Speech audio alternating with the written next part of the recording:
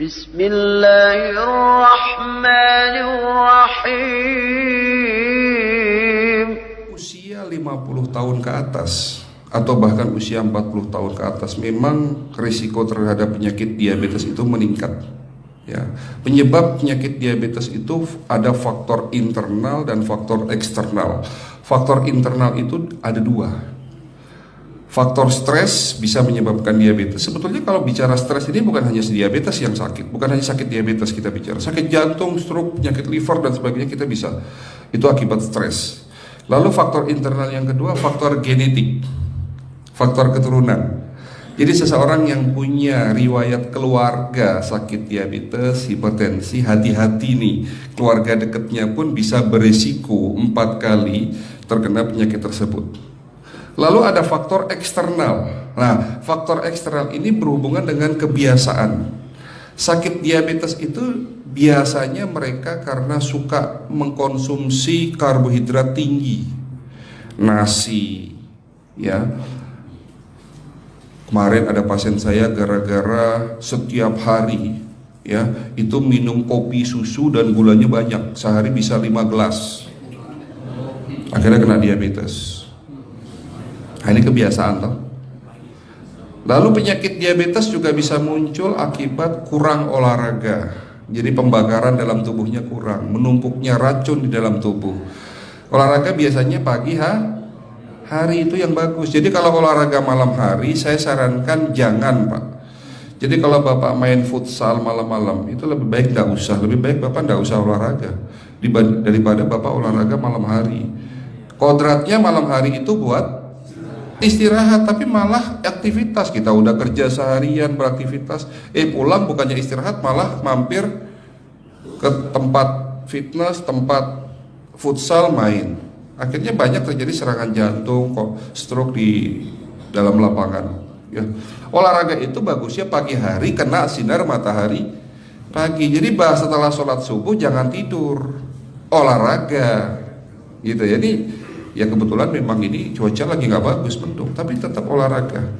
Jadi kalau kita tidur pagi itu bukan hanya meningkatkan risiko sakit diabetes, tapi penyakit-penyakit yang lain. Dan satu hal, Rasulullah mengatakan jika kita tidur setelah sholat subuh akan meningkatkan risiko pikun, Pak. Pikun loh, Bu.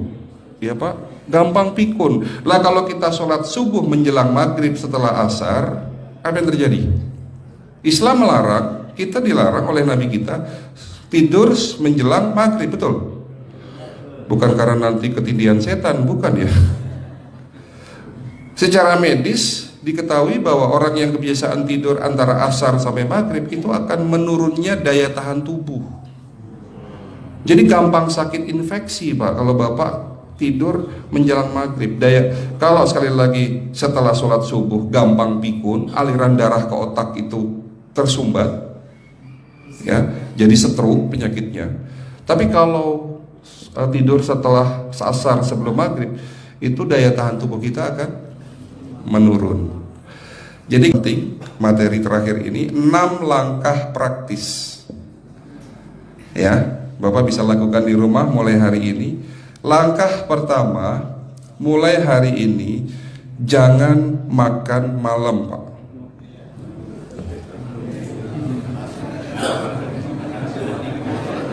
Ya, ala bisa karena biasa. Memang awalnya sulit, yang sudah kebiasaan makan malam itu sulit.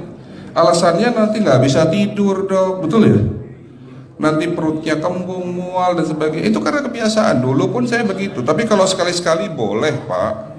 Misalnya diundang hajatan gitu, tetangga ada yang kawinan, hajatan, ya udah apa-apa, menghargai itu makan malam. Tapi sekali-sekali itu. Tapi kalau tiap hari ini yang nggak boleh, betul ya, Pak? Jangan makan berlebihan dan jangan makan malam. Makan sate boleh nggak, Pak? Boleh. Siapa bilang nggak boleh? Sate itu, Bapak tahu daging kambing. Daging kambing, daging domba adalah makanan sehat, tidak berkolesterol. Yang kolesterol itu lemaknya, Pak. Tapi kalau Bapak makan daging murni, dagingnya tok, ya sehat, Pak. Yang tidak boleh itu santannya. Jadi makan gulai itu jangan, kalau gulai sate aja udah ya, ataupun dibuat apalah, dibuat empal ya. Oke, itu yang pertama. Yang kedua, tolong catat, jangan tidur larut malam Pak.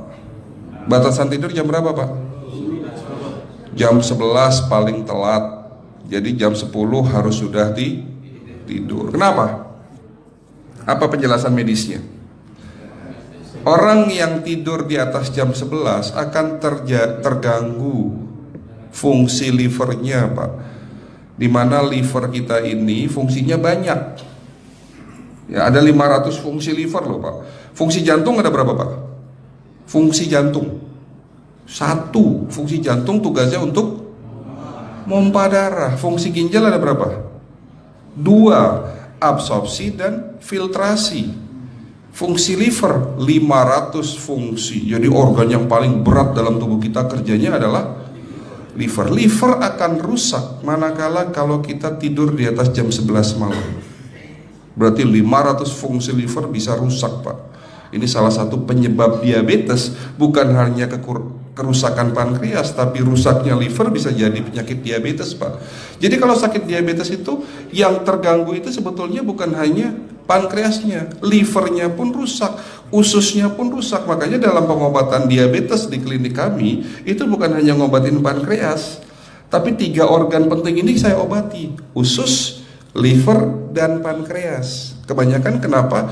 Kalau dalam pengobatan tradisional mereka tahunya diabetes itu hanya pankreas, ya kan? Tapi di sini dalam pengobatan holistik, orang yang kena liver itu 3 organ ini pasti rusak: usus, liver, dan pankreas. Salah satu penyebab dari kerusakan liver akibat kebiasaan tidur larut malam. Jadi salah satu penyebab diabetes pun bisa karena tidur larut malam. Ya, batasan tidur jam berapa? Sekali lagi, jam 11 harus sudah tidur pulas. Jadi jam 10, setengah 11 paling lambat kita harus tidur pulas. Nanti setelah jam 1 boleh bangun. Yang penting jam 11 sampai jam 1 ini harus tidur pulas. Jadi kalau Bapak mau sholat tahajud jam 2, setengah 3 ya monggo ya. Oke, itu yang kedua. Yang ketiga, air putih Pak dijaga 2 liter sehari. Bagaimana cara minumnya yang baik? Rasulullah sudah ngajarin kita ada 6 sunnah. Harus duduk, pakai tangan kanan, seteguk demi seteguk, membaca basmalah di saat minum, diakhiri dengan alhamdulillah, kan begitu ya. Pagi hari minum 1 gelas bangun tidur sebelum sholat subuh. Setelah sholat subuh boleh teh, tapi juga dibilas dengan 1 gelas air putih. Sebelum mandi nanti Pak, minum air hangat. Kalau Bapak mandinya pakai air dingin boleh, tapi sebelum mandi minum air hangat, biar tubuh kita ini jangan terlalu dingin di saat kita kena air dingin. Sampai maghrib pastikan 2 liter sudah masuk dalam tubuh kita. Malam mau tidur, tolong perhatikan Ibu ya, malam mau tidur jangan banyak-banyak minum. Nggak boleh minum malam itu segelas sampai 2 gelas mau tidur. Cukup seteguk 2 teguk saja. Karena kalau sampai kita minum mau tidur 1 gelas besar, ginjalnya malah rusak Pak ya. Oke, itu yang ketiga. Yang keempat, puasa. Lakukan puasa secara rutin, insya Allah kita sehat. Nah, untuk penjelasan atau materi puasa nanti bisa hubungin staf saya. Nanti di bulan Ramadan tahun ini, kalau memang masih ada slot 1 sampai hari ke-20, saya bisa mengisi manasik kesehatan yang berkaitan dengan manfaat puasa untuk kesehatan. Insya Allah kalau memang masih ada slot waktunya, karena kita di bulan Ramadan hanya 20 hari kita mengisi manasik ya. Oke, itu yang keempat. Langkah keempat. Langkah 1, 2, 3, 4. Langkah kelima. Nah, sebelum saya menjawab yang kelima, saya ingin membacakan sebuah sabda Rasulullah. Rasulullah bersabda, di dalam tubuhmu ada segumpal daging. Jika segumpal daging itu sakit, akan sakitlah seluruh tubuhmu. Dan jika segumpal daging itu rusak, akan rusaklah seluruh tubuhmu. Apa itu segumpal daging? Segumpal daging itu adalah hati. Tapi ternyata yang dimaksud Rasulullah itu bukan liver Pak. Yang dimaksud Rasulullah adalah hati kita, roh kita jiwa kita, perasaan kita. Kalau hati kita rusak, kita banyak penyakit hati, iri, dengki, sombong, takabur dan sebagainya. Penyakit fisik akan muncul dalam tubuh kita. Ya, tidak ada orang stres itu sehat, betul tidak Pak? Tidak ada orang yang suka marah-marah itu sehat, betul tidak? Bahkan Rasulullah menganjur senyum adalah ibadah. Senangkan orang lain, permudah urusan orang lain, insya Allah kita sehat. Ya, jadi itu langkah ke-5. Langkah 1 sampai langkah ke-5 sifatnya individual. Bapak bisa lakukan sendiri di rumah. Tapi langkah ke-6 ini butuh bantuan pihak dokter atau rumah sakit. Kira-kira langkah ke-6 apa Pak? Lakukan pemeriksaan sebelum sakit. Jadi periksa itu jangan nunggu sakit baru periksa. Jangan seperti kayak Bu Ustazah tadi, diajak periksa, jawabannya takut ketahuan penyakitnya. Setelah stroke baru datang ke klinik untuk minta diperiksa. Kalau sudah stroke susah nggak nyembuhinnya Pak? Kata kayak beliau nih, sudah 2 tahun tidak sembuh-sembuh karena sudah terlanjur stroke. Tapi kalau beliau melakukan general check up, mohon maaf ya Pak, kalau beliau melakukan general check up rutin, insya Allah tidak akan kena stroke karena sebelum stroke sudah diobati dulu. Karena stroke ini bisa kita lihat dalam scanning dengan alat yang saya punya, insya Allah kelihatan ini. Oh ini sudah mulai ada tanda-tanda mau penyumbatan, buru-buru diobati. Memang takut Pak, tapi pesan saya jangan takut. Ya, lakukan pemeriksaan supaya kita tahu, supaya kita kenal. Gitu ya Pak. Jadi kira-kira di jemaah ini ada enggak yang mau saya ajak periksa kita semua? Pesan terakhir dari saya, lakukan pemeriksaan sebelum terlambat. Ini pesan saya dan pesan seluruh dokter di dunia sebetulnya. Lakukan pemeriksaan sebelum terlambat. Ya, karena dengan kita melakukan pemeriksaan kita akan kenal tubuh kita. Kalau sudah kenal kita akan sayang sama tubuh kita. Betul Pak? Ada pepatah mengatakan tidak kenal tidak sayang. Cukup sekian dari saya. Mohon maaf kalau penyampaian kami kurang baik.